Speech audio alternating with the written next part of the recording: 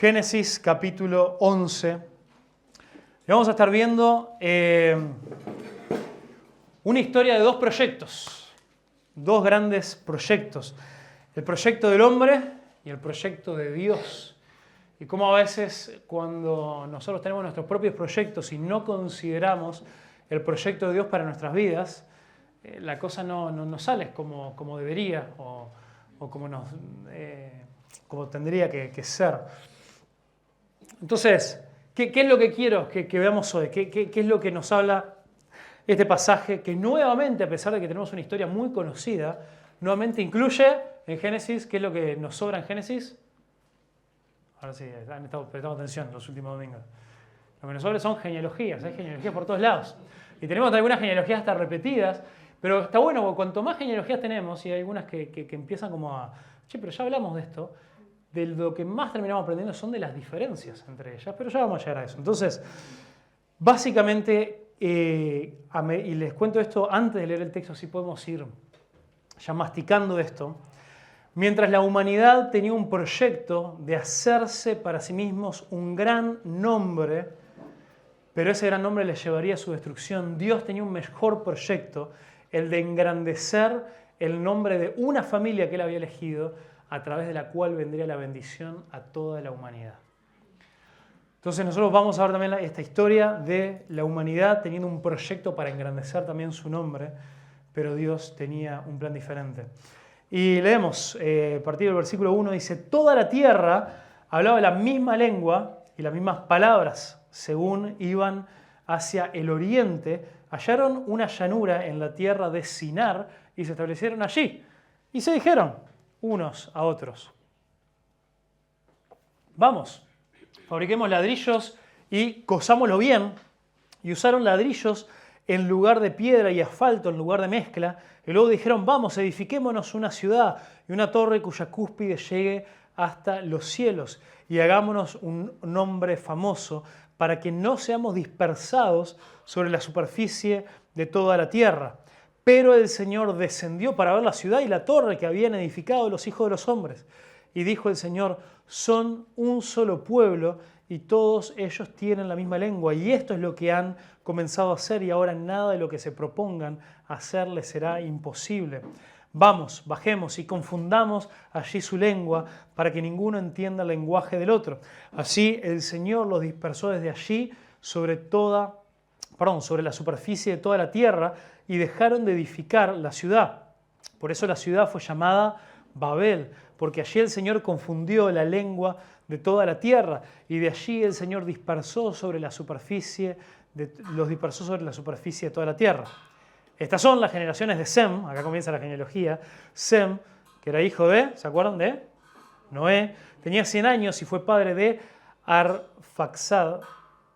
Y 2 años después del diluvio, y vivió Sem 500 años, y después de haber engendrado a Arfaxad, tuvo otros hijos e hijas. Arfaxad vivió 35 años y fue padre de Sala, y vivió Arfaxad 403 años, y después de haber engendrado a Sala, y tuvo otros hijos e hijas. Sala vivió 30 años y fue padre de Eber, y vivió Sala 403 años, y después de haber engendrado a Eber, y tuvo otros hijos e hijas. Eber vivió 34 años y fue padre de Peleg, y vivió Eber 430 años después de haber engendrado a Peleg, y tuvo otros hijos e hijas. Peleg vivió 30 años y fue padre de Reu, y vivió Peleg 209 años después de haber engendrado a Reu, y tuvo otros hijos e hijas. Reu vivió 32 años y fue padre de Serug, y vivió Reu 207 años después de haber engendrado a Serug, y tuvo otros hijos e hijas. Serug vivió 30 años y fue padre de Nacor, y vivió Serug 200 años después de haber engendrado a Nacor, y tuvo otros hijos e hijas. Nacor vivió 29 años y fue padre de Taré, y vivió Nacor 119 años después de haber engendrado a Taré, y tuvo otros hijos e hijas. Taré vivió 70 años y fue padre de Abraham, Nacor y de Harán. Punto. Y ahí termina. Entonces, tenemos esta historia de esta construcción de esta torre en Babel, que es una historia que también que está en el imaginario, se ha vuelto como como algo parte incluso de gente que no es cristiana, tiene como esta noción de esta idea, ¿no? Así como la gente conoce del Arca de Noé, tiene como alguna idea de la Torre de Babel y dice, bueno, esa es la explicación bíblica de cómo se habla en diferentes idiomas, en diferentes lugares, pero ese es como el nivel más superficial de explicación de lo que hay eso y no solemos ver mucho más allá. Y la idea es que hoy podemos ir un poco más allá y ver la clave de por qué es que acá vemos la historia de dos proyectos, un proyecto de la humanidad que no considera a Dios y cómo Dios igual quiere construir, quiere continuar con su propio proyecto, el proyecto de un linaje a través del cual Dios quiere traer vida y esperanza en lugar de destrucción. Entonces, bueno, ¿de qué manera buscamos nosotros hacernos un gran nombre? Todos, de alguna manera, cuando vivimos, tenemos que reconocer que somos personas que a veces vivimos con la idea de generar algo para nosotros mismos, de crear un nombre, hacia un legado, y eso lo hacemos de diferentes maneras. Algunos lo hacen también a través de cómo buscan encontrar significado a través de su profesión, a través de sus hijos, a través de los logros que querramos acumular, a través de querer ser alguien. ¿Cuántas veces escuchamos esta idea de bueno, yo voy a hacer tal cosa, me estoy preparando, estoy estudiando para ser alguien en la vida?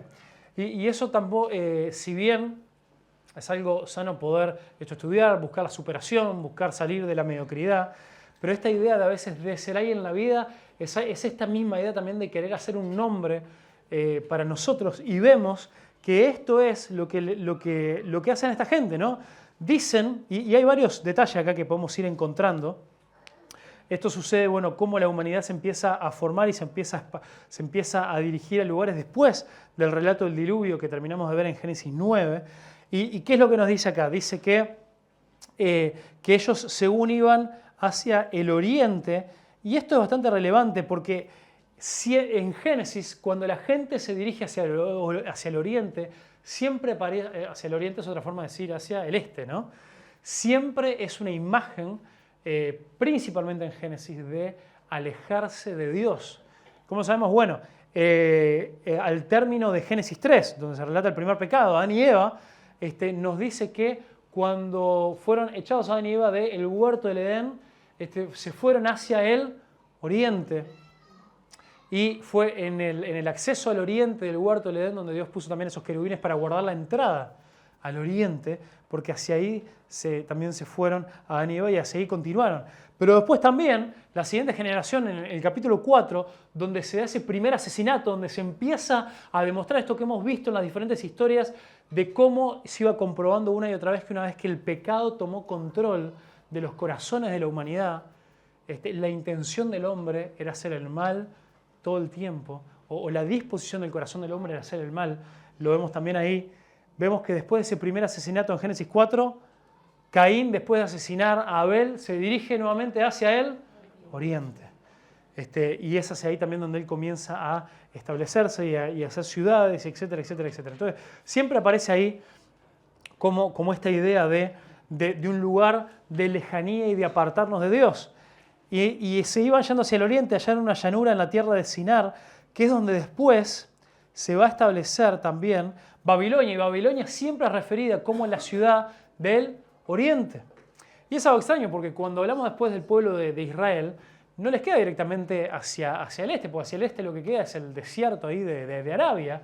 Pero lo que sucedía es que siempre ellos tenían, como todo lo que había de desierto, había que ir hacia el norte, pero después de ir hacia el norte se iba también hacia el oriente, hacia el este.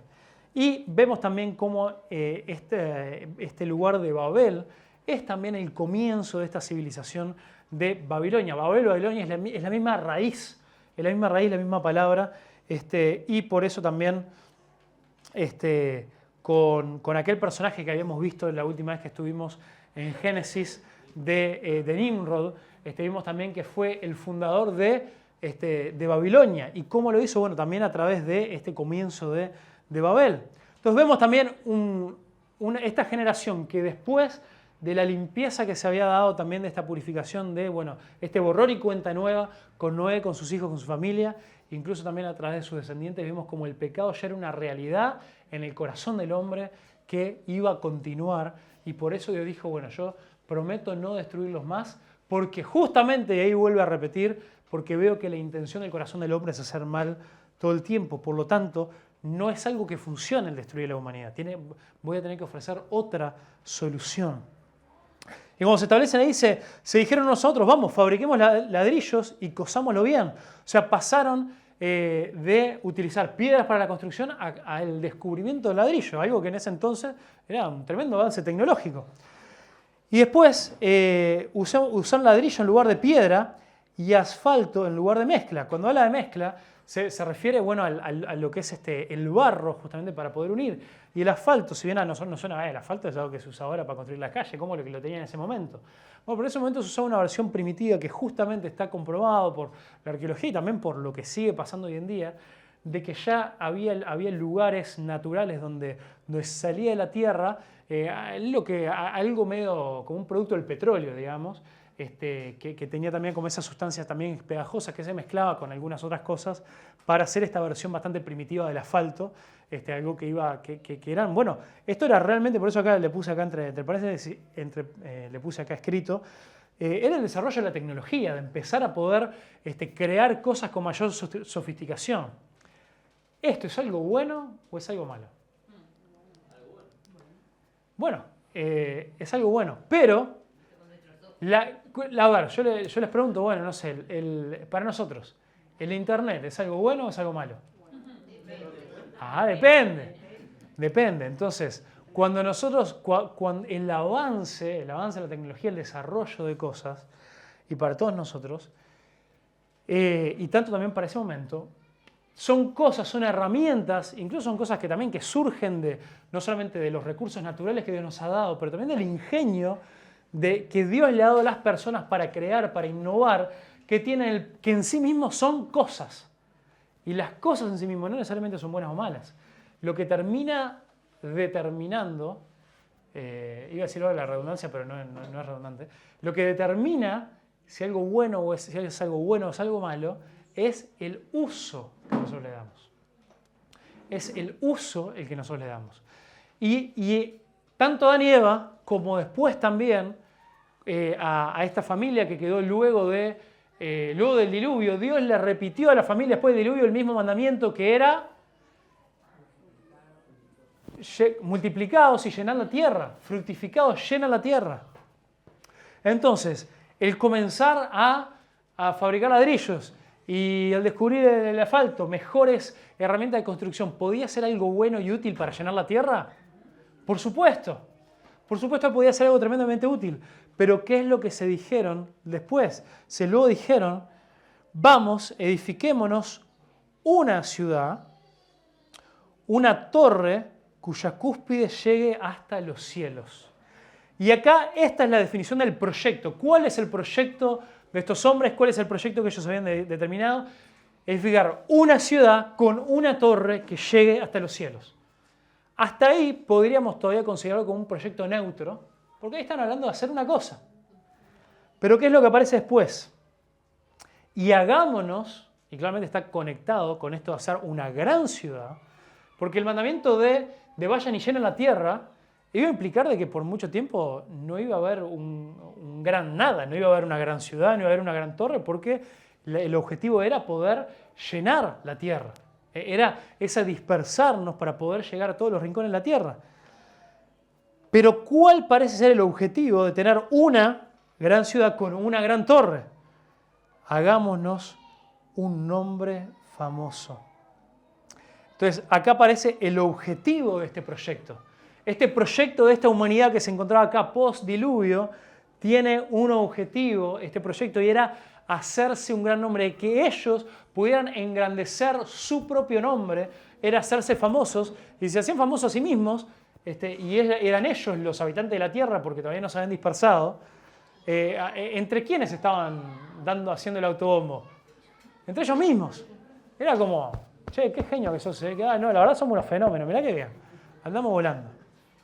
Entonces hay un proyecto con un objetivo, el objetivo es hacernos un gran nombre, y aparece también, después queda revelada la motivación de este objetivo, dice, para que no seamos dispersados sobre la superficie de la tierra.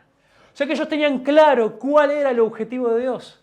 Ellos tenían claro qué era lo que Dios les había pedido. Ellos tenían claro qué era lo que tenían que hacer y su proyecto era un proyecto de rebeldía.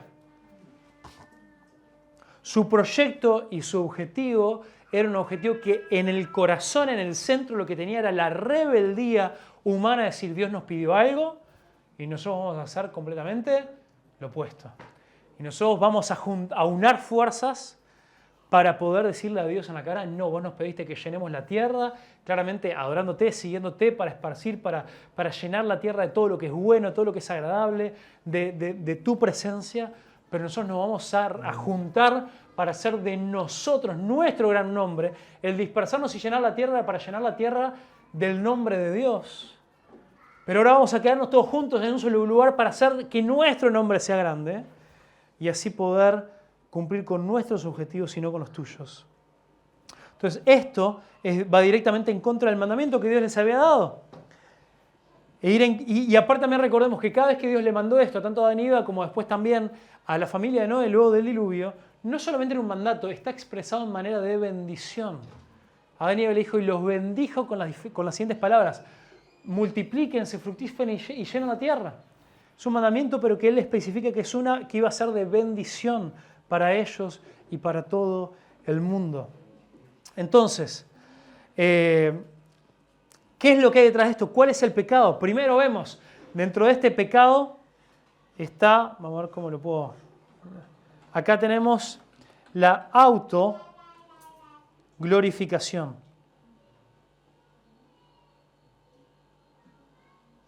Es el querer glorificarnos a nosotros mismos, el querer darnos ese autobombo. Es cómo, y acá nosotros tenemos que preguntar nosotros, ¿no? ¿Cómo buscamos nosotros hacernos a nosotros mismos un gran nombre por fuera de Dios? ¿Cómo buscamos nosotros que nuestro nombre sea conocido por otros en lugar del nombre de Dios? Porque este era el objetivo de ellos. Ellos no querían hacer a Dios conocido. Ellos no querían que Dios fuera glorificado. Ellos querían ellos ser glorificados y querían que ellos sean conocidos. Y nosotros en nuestra vida muchas veces actuamos de la misma manera. Nosotros a través de la vida que Dios nos ha dado, nuestros dones, nuestros talentos, nuestros recursos, nuestros trabajos, lo que buscamos es poner todas las cosas al servicio de edificar nuestra propia torre de Babel, nuestra propia ciudad, que lleve nuestro nombre y que cuando la gente nos diga, pa, qué fenómeno Facundo, qué fenómeno este, mirá lo que ha logrado, mirá lo que ha hecho, en lugar de que las cosas, de la manera en la que nosotros vivamos, sea algo que completamente esté apuntando a la gente, a Dios, a decirle, no, yo no soy grande, mi nombre no es grande, es el nombre de Dios el que es grande. Y nosotros muchas veces tenemos formas en las cuales tenemos un montón de proyectos. Todos nosotros comenzamos con un montón de proyectos en nuestras vidas, con ganas de lograr cosas, y el problema no es querer lograr cosas. Dios quiere que seamos personas con una buena ambición, pero el tema es que sea con una ambición piadosa, con una ambición para Dios, no una ambición para nosotros mismos, no una ambición para nosotros tener más, para poder acumular, o para que la gente nos admire, o para que la gente nos quiera por sobre otros, o para nosotros querer mejorar en algo, no para nosotros ser buenos y honrar a Dios con eso, sino para demostrar que somos mejores que otros. Y muchas veces esa es la forma en la que nosotros vivimos. Nosotros pensando en cómo nosotros poder tener más, cómo nosotros podemos poder recibir mayor reconocimiento. Pero también vemos esta clara desobediencia.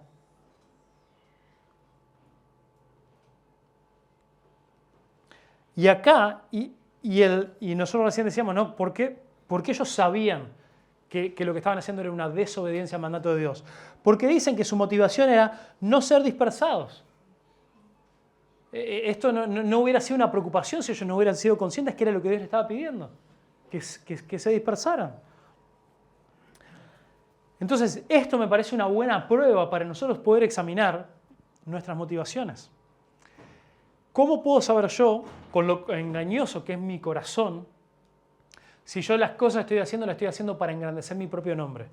Para que todo se trate de mí, para que otros me admiren, para que otros me quieran, para yo hacerme famoso y conocido y para que otros me respeten a mí en vez de seguir y conocer y buscar a Dios. Bueno, la pregunta es clave. Para lograr los objetivos que estoy buscando lograr, ¿estoy desobedeciendo a Dios? Estoy sacrificando mi tiempo con Dios, el servicio a Dios, la iglesia. Estoy sacrificando recursos en pos de lograr cosas para mí, en lugar de ver qué es lo que Dios me está pidiendo a mí, de qué manera está pidiendo que yo viva, de qué manera está pidiendo que yo use mi tiempo, mi dinero, mis energías, mis dones, mis talentos. Y cuando miro mi vida, todo se trata de mí. Y sin embargo, Dios me ha pedido esto: dispersate, o sea, viví para otros, viví para la gloria de mi nombre. Y sin embargo, muchas veces nosotros nos encontramos en desobediencia. Y por último también, la autodeificación. ¿Qué significa esto? Autodeificación es que nosotros nos queremos volver como Dios. Y esto se desprende también del nombre de esta torre. Y hay un juego acá de palabras muy, muy interesantes con Babel. Porque esta es una palabra que la raíz de la palabra tiene dos significados diferentes. Uno en hebreo, que es en el que se escribió el libro de Génesis, pero también en este lenguaje también primitivo de los mesopotamios, que también es conocido, es estudiado, el koiné, que es que bueno, mucho se ha estudiado también sobre, que muchos lo conocen como uno de los primeros, o el primer idioma en el cual hay registros arqueológicos escritos en piedra y diferentes cosas. Entonces, esta torre era vista como una escalera al cielo, como el esfuerzo humano de querer llegar a Dios. Y esto Babel, ¿qué era lo que significaba en ese idioma mesopotamio? Significaba una puerta a Dios, o la puerta a Dios. Entonces, o la puerta de los dioses, según ahí cómo se interprete, ¿no? Bab-il, esto de la puerta de los dioses, que es esta forma, este esfuerzo de los hombres de conectarse y querer llegar a ese lugar. Toda esta idea que se repite en las diferentes, ¿cómo se llama? Las diferentes mitologías de la antigüedad, de ese monte, ¿no? También lo tienen los griegos, ¿no? Del monte con los dioses, y siempre ese lugar a las alturas de cómo los hombres buscaban llegar a esos lugares más altos para no solamente tener un encuentro con Dios, pero para poder llegar a ser Dios. Y muchas veces nosotros también, en nuestros proyectos de querer hacer un gran nombre para nosotros mismos, lo que estamos haciendo es ser nuestro propio Dios. Es decirle a Dios: yo no te necesito, yo no dependo de vos, sino que yo me las puedo arreglar por mí mismo y yo puedo ser mi propio Dios en mi vida y tomar mis propias decisiones. Y en todo caso, si aún nosotros mantenemos por nuestra creencia, por la forma en la que nosotros hemos vivido y todo lo demás, de que está bien, existe un Dios, pero yo voy a llegar a ese Dios, voy a satisfacer a ese Dios, me voy a encontrar con ese Dios en mis propios términos. Y de ahí sale lo que toda nuestra cultura, existe eso de, hay un montón de caminos, hay un montón de formas de llegar a Dios. O yo creo en Dios a mi manera. O bueno, si a mí me tocara encontrarme con Dios cuando muera, él sabe que yo fui una buena persona. ¿Y vos en qué momento te preocupaste por ver cuáles eran los términos de Dios para encontrarse contigo? Y eso no lo consideramos. Entonces, tenemos que también preguntarnos nosotros, ¿cómo es que estamos buscando nosotros ser como Dios en nuestra propia vida? Vivir de esta manera es un acto de arrogancia total. ¿Y cuál termina siendo la respuesta de Dios? Dice, pero el Señor, y esto es una sátira, esto es para que, si nosotros lo leemos, para que se nos escape una sonrisa, ¿no? Imaginémonos, ellos se ponen a construir una torre que ellos dicen es una torre para que llegue hasta el cielo. Va a ser una puerta de los dioses, ¿no? Y Dios dice, bueno, y cuando ellos construyendo esta torre y esta gran ciudad, dice, Dios tuvo que descender a verla, o sea, ni siquiera del cielo podía ver lo que estaba pasando, ¿no? Dice, pero el Señor descendió para ver la ciudad y la torre que habían visto. No es casi como le está tomando el pelo, Dios, diciendo, ¿están construyendo qué? No sé, de acá arriba no se ve nada. Para que bajo y ahora lo vemos juntos. Entonces, Dios desciende para ver la ciudad y la torre que habían edificado los unos a los otros. Y entonces dice, y entonces él entiende que era momento de tener que detenerlos, de tener que, dice, son un solo pueblo, acá vuelvo al rojo, son un solo pueblo, ellos tienen una misma lengua, Y esto es lo que han comenzado a hacer. Y ahora nada de lo que se propongan hacer será imposible. ¿Por qué esto es importante? Porque nosotros podemos leer esto como decir, uy, se preocupó Dios. ¿Qué pasó? ¿Qué le pasó a Dios? ¿Le vino el quickie de que no? Porque imagínate, están haciendo una torre. Imagínate si lo dejo 5 minutos más, después ya no lo voy a poder parar. Pensar que eso es lo que Dios está diciendo no cuadra con ninguna descripción de lo que la palabra de Dios nos presenta, quién Dios es y cuál es su tipo de poder. Esto es una declaración de Dios que conecta directamente con la observación de Dios de cómo es el corazón del hombre. Lo mismo que él dijo, ¿no? Él vio que el corazón del hombre estaba dispuesto a hacer el mal todos los días, que la intención del corazón del hombre es hacer el mal y que por eso mismo él prometió no volverlo a destruir. ¿Y cuál es el resultado de cuando el corazón del hombre vos lo dejás ahí y cuanto más lo dejas junto y más lo dejás que ellos sigan acá todos juntos como un solo pueblo, una misma lengua? ¿Qué es lo que pasa cuando la gente estaba ahí junta y estaba aburrida sin obedecer a Dios y sin temer a Dios? ¿Qué es lo que florece? El pecado, la maldad, la muerte, la destrucción. Y lo que Dios dice acá, y ahora si ellos son un solo pueblo, una misma lengua, y están tan juntos que nada de lo que se propongan les será imposible, nada del mal que sale de este corazón insaciable, nada de lo terrible, nada de la muerte, de la destrucción, de la perversidad más absoluta, les va a ser imposible llegar a hacerlo. Imagínate, si cuando había 4 personas en la Tierra, surgió el primer asesinato, fue asesinado el 25% de la población del mundo. Cuando Caín mató a Abel, imagínate si ellos dicen, vamos a quedarnos todos juntos y vamos a hacer una gran ciudad donde todos nos entendemos y donde lo que se va a tratar es de hacer un gran nombre para nosotros, donde el Dios principal era el Dios del yo, donde lo que más me importa no es el otro, no es el amor al otro, sino el hacer un gran nombre para mí, y todavía nos dejás a todos juntos, ¿en qué va a terminar eso? Una anarquía total. Un desastre total donde a nadie le importa el otro, donde solamente me importo yo mismo, donde la opresión de los unos a los otros no tiene fin. Y nuevamente lo que vemos acá es un Dios que desciende, que ve y ve justamente el fin del pecado, dónde esto iba a terminar.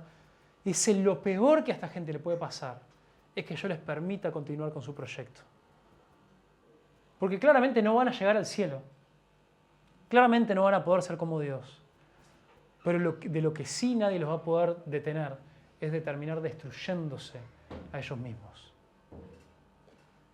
Entonces, esto que va a aparecer ahora, que a veces lo entendemos como un juicio, y sí hay un juicio de parte de Dios por esta rebeldía, pero nuevamente, así como pasó con el diluvio, así como pasó con tantas otras cosas, no es otra cosa que Dios teniendo misericordia.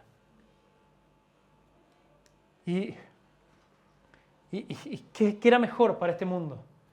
Una ciudad donde todos juntos se mataran entre todos y no quedara nadie, o los que quedaran vivos fueran víctimas de los peores abusos, de los peores maltratos, de las peores situaciones inimaginables y que hoy en día tristemente se viven y a nosotros nos toca vivirlas, pero eso elevado a la potencia de 1000, con Dios diciendo, che, mirá, vamos a confundirlos un poco, a ver si esta confusión los lleva a finalmente obedecerme y esparcirse por el mundo.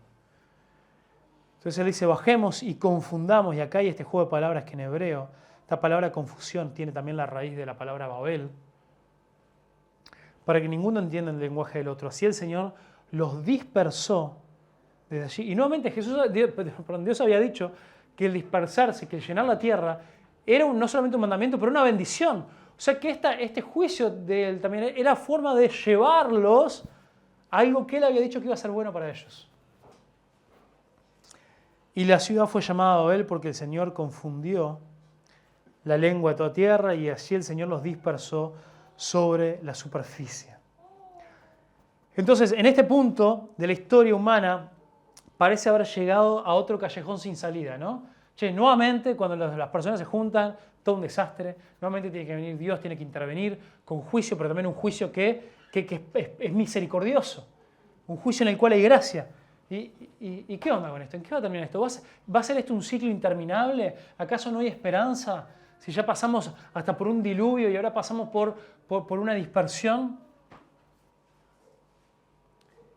Pero, si la Biblia terminara acá, esto sí sería una tragedia. Pero el autor bíblico inmediatamente cambia el enfoque. Es como que de repente hay un punto, una parte, y dice, fueron dispersados por toda la tierra, y vuelve a enganchar con la genealogía y dice, estas son las generaciones de Sem. Dice, pero qué raro esto, qué extraño, ¿dónde de acá? ¿Qué recorte y pegue hicimos acá? ¿Qué tiene que ver una cosa con la otra? Entonces, mientras este cambio de enfoque es para hacernos ver a nosotros que mientras los hombres estaban preocupados en construir una ruidosa torre que iba a ser muy esplendorosa y muy maravillosa y muy vistosa, Dios estaba construyendo silenciosamente algo mucho más lento, pero algo mucho más duradero, que era un linaje, que era una descendencia, que era la elección de una familia a través de la cual Él quería bendecir a todas las familias de la tierra. Entonces esta genealogía enmarca la historia de Babel mostrándonos que el plan de Dios continúa a pesar de la rebelión humana. O sea, en esta genealogía se da aún, porque esto va para atrás, va a Sem. Entonces, mientras estos hombres se juntaron, porque antes de que Dios interviniera, pasaron años de que empezaron a construir esta ciudad, y Dios los dejó a ellos obrar por años hasta que hubo una torre ahí para venir a dispersar. Y mientras todo esto pasaba en algún lugar ahí, en esas llanuras, más hacia el occidente, Dios estaba con Sem. Dios estaba dándole vida a Sem y trayendo Arfaxad. Y Dios también hizo que naciera Sala, y de Sala que naciera Eber, y de Eber que naciera Peleg, y de Peleg Reu, y de Reu Serug, y de Segur Nacor, y de Nacor Taré, y de Taré Abraham. Silenciosamente, en algún lugar que nosotros no sabemos, probablemente lejos de todo el ruido de esa gran ciudad y de esa gran torre que se estaba construyendo. Pero Dios estaba ahí. Yo le decía que aprendemos mucho de las genealogías cuando hay varias y muchas donde también se repiten personas que hemos visto ya en genealogías anteriores sobre las diferencias. Por ejemplo, la genealogía de Génesis 5 hace mucho énfasis en la muerte. Y vivió tanto tiempo y murió.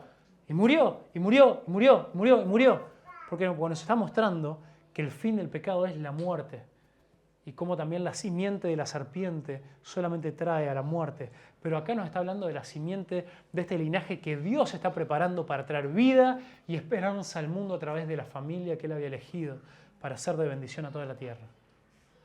Entonces acá la palabra y murió no aparece, sino que constantemente dice y vivió tantos años. Y engendró y fue padre de, y vivió, y fue padre de, y vivió. Es para hacernos ver que hay vida, que hay esperanza. Y también vemos esta promesa, es una genealogía vertical. ¿A qué se le llama una genealogía vertical? Donde en otras genealogías se nos cuentan los diferentes hijos que tuvo y a veces se nos cuentan los hijos los nietos de uno y de otro hijo y todo lo demás. Acá solamente se nos cuenta de uno. Este es vertical porque no hay muchas ramas, es una genealogía sin ramas. Va de uno al otro, al otro, al otro, al otro, al otro. Y por supuesto que ahí nacieron cientos, miles de personas más. Pero esto es para mostrarnos cómo Dios tenía así su láser, su mira bien enfocada en el linaje a través del cual vendría la bendición. Mientras había gente preocupada en hacerse un gran nombre para sí mismo, construyendo una gran ciudad, Él estaba trayendo un linaje en busca de aquella familia que Él iba a elegir y establecer. Y esto termina en Abraham. Abraham, el que conocemos, que más adelante comenzamos a leer. Ahí sí, acá en Abraham se detiene toda esta vorágine de historias en las cuales pasan cientos y cientos y cientos de años. Y a partir de Abraham, el autor de Génesis pone primera y dice, no, acá nos vamos a tomar nuestro tiempo.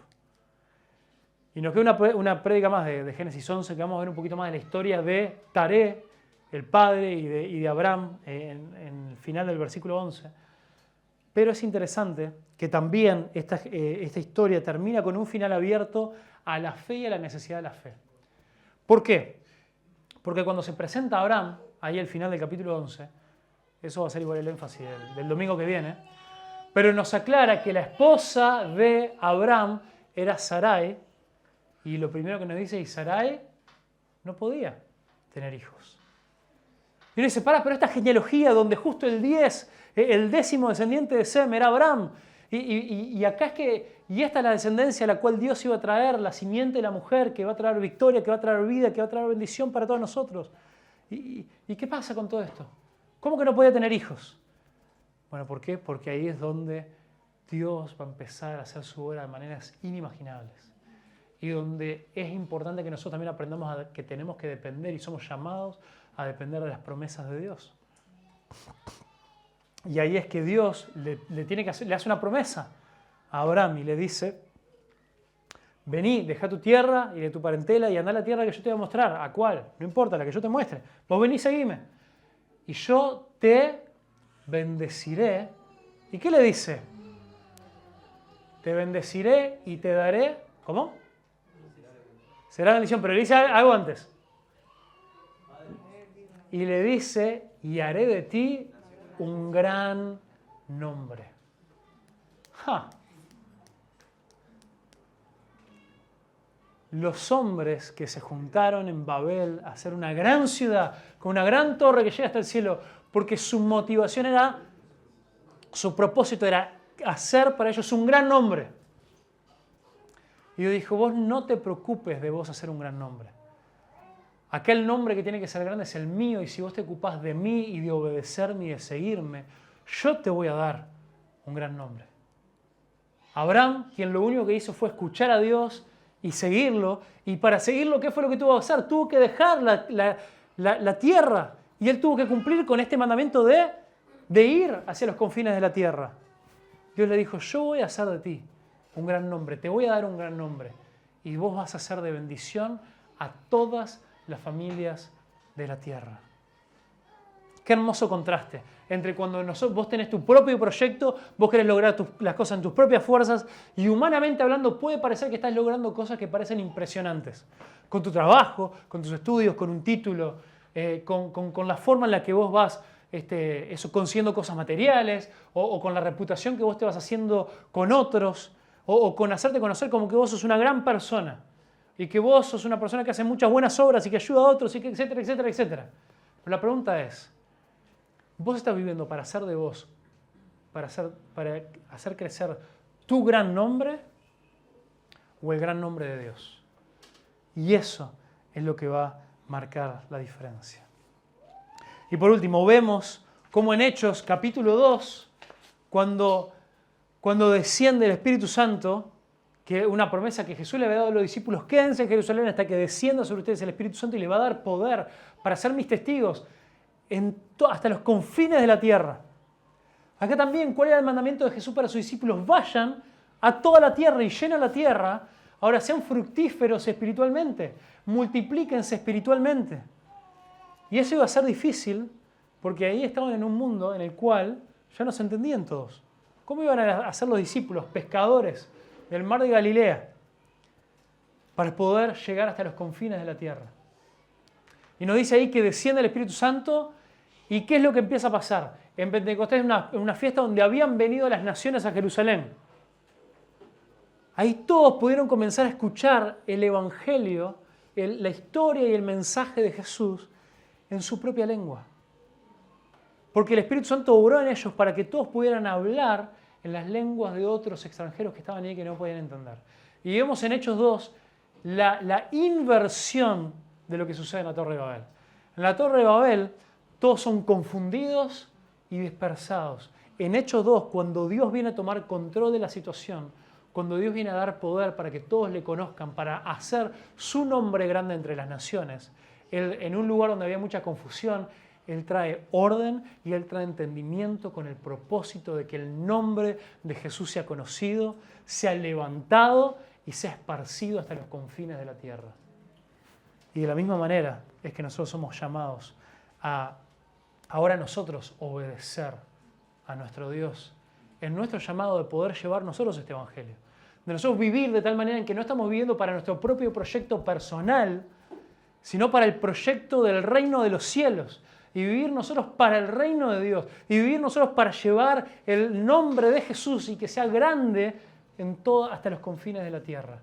Y eso comienza con nuestra familia, con nuestros vecinos, comienza acá en nuestra iglesia, pero también comienza en vivir de tal manera en que podamos ser de bendición no solamente para Laures, para todas las piedras, no solamente para todas las piedras, para todo el Uruguay, no solamente para todo el Uruguay, para Paraguay, para Argentina, para Latinoamérica y, ¿por qué no?, realmente poder llegar a poner nuestro granito de arena en que el Evangelio sea predicado hasta los confines de la tierra. Porque no queremos vivir para nosotros, para la edificación de nuestro propio nombre, sino para la edificación del nombre de Dios, para que Él sea conocido y Él sea exaltado. Amén. Amén. Así que te animo. Todos, si estamos vivos, todos vivimos para algún proyecto. La pregunta es, ¿estás viviendo para tu propio proyecto o para el proyecto de Dios de traer bendición a todas las familias de la tierra? Señor, bendiga su palabra.